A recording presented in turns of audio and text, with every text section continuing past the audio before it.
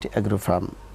তো এখন আমরা আলোচনা শুনবো হযরত মাওলানা হাফেজ নূর হোসেনের কাছ থেকে, যে এই যে কোরআনের মাস রমজান, কিন্তু এই পৃথিবীর ম্যাক্সিমাম লোক কোরআন জানে না, বুঝে না, কোরআন শোনে না, কোরআন নিয়ে গবেষণাও করে না, জানারও চেষ্টা করে না।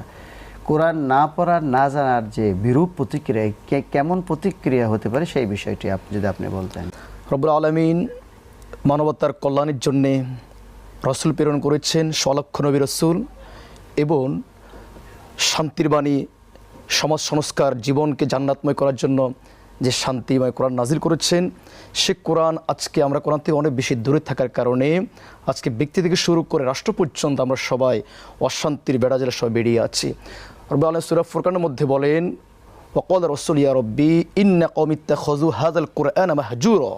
কঠিন। যারা কোরআনকে হাসি ঠাট্টা বিদ্রুপ করে, কোরআনকে পিছনে ফেলে সামনের দিকে দুনিয়ায় বলে পাওয়ার জন্য দুনিয়াতে মেতে থাকবে, রাসূলুল্লাহ সাল্লাল্লাহু আলাইহি সাল্লাম কিয়ামতের মাঠে ওই সকল জাতির জন্যে রাসূল নিজে বলবেন, যারা দুনিয়া জীবিত অবস্থায় কোরআনকে অস্বীকার করেছিল, কোরআন সামনে থাকার পরেও পড়ে নাই, শিখে নাই, জানে নাই, বুঝে নাই, যে কোরআন আলোকে জীবনকে গঠন করে নাই, তারা আজকে আমার উম্মত নয়। রাসূল অস্বীকার করবেন ওই জাতিকে যারা কোরআনকে দুনিয়ার বুকে হাসি ঠাট্টা রূপ বানিয়েছিল। অন্য একটা আয়াতে মধ্যে রব্বুল আলামিন বলেন, ওমান আ'রাদা আন যিকরি ফাইন্নাহু মাঈশাতান দানকা। তোমরা জীবনে অনেক কিছু পেতে পারো, তোমরা অনেক সফলতা অর্জন করতে পারো, তোমরা অনেক কোটিপতি হতে পারো, তবে তোমার জীবনটা অশান্তি করে ফেলবো, তোমার জীবনকে সংকীর্ণ বানিয়ে ফেলবো। কেন বানাবো?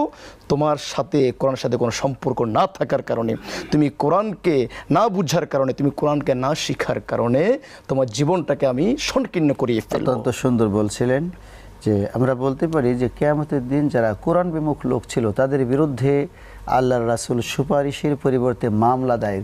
কঠিন কথা, অত্যন্ত চমৎকার শুনছিলেন। প্রিয় দর্শক, আমরা এখন একটি ইসলামী সঙ্গীত